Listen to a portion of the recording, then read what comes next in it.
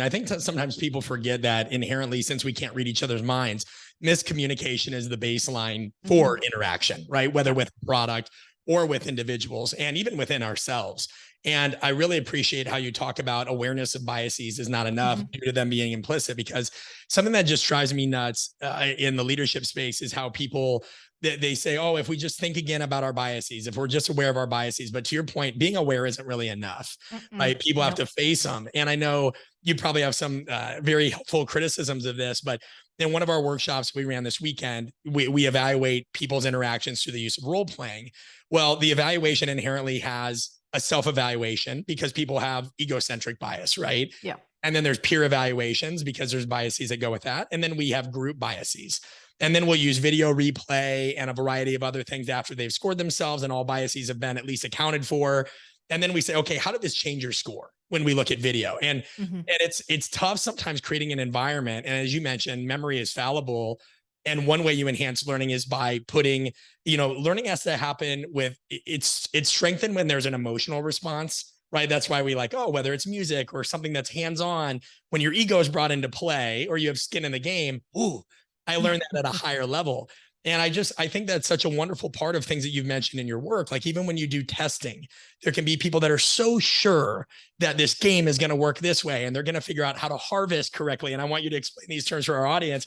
But then, whoops, all I know is not what there is. And here's the curse of knowledge. So if you wouldn't mind and use whatever example you'd like, what was a situation where maybe you were consulting or on the team of an organization that they thought they had the perfect idea for this game or this activity within the game, and man, once testing, they were eating their own words? Oh boy, this happens all the time. So I'm currently a consultant, but previously I was working in the game industry. So I worked at Ubisoft, I worked at LucasArts and Epic Games.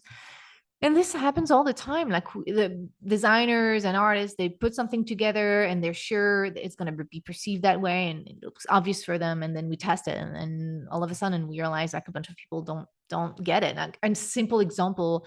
So I worked on Fortnite quite a bit, and the artists were creating a lot of assets, and they were creating some among these assets some icons, and one of these icons was supposed to represent the trap category. So in Fortnite, you need to harvest some resources, and then you can craft stuff like traps, and traps are really good to use because they can trick enemies or whatever.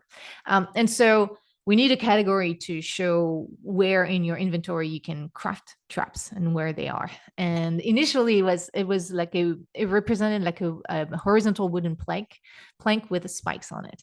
And for us, it was like super clear. Yeah, this is a basic trap that you have in Fortnite. And so this icon should be understood by everyone. Surprise, surprise, we test it and a bunch of people, they see it. And when I ask them, what is this? They say something like, oh, it looked like trees, because it really looked like Christmas trees or it looks like ammunition. And this is when we realize, okay, this is not as obvious as we thought. And instead of, again, trying to change the humans and trying to teach them, oh no, this is traps and you need to learn that, we changed the icon into a stereotype of a bear trap, even though there are no traps in Fortnite that looks like a bear trap, but it's strong enough an archetype that it was a much clearer for the audience. So that happens all the time. I just took one example about the UI, but we test everything. We test, you can say, sound effects. We test, the objectives of the game and how people are gonna understand it, and that happens every time, because by definition, we all have a different perspective. So we cannot be 100% sure that that's going to work. Yeah. Well, and I love it. You had mentioned too, even when that organization or an organization has core pillars that guide it, right? And I believe in Fortnite, you had said, hey, there's exploring, harvesting, crafting, building, and combat. So it can seem like they have this compass, this strong North Star. But that's still not enough. And it's interesting because you have a world, I think, in some instances, at least I know some of our audience, very educated audience, but a lot of them feel imposter syndrome. And they always feel like I don't have enough information. I don't have the exact thing I need.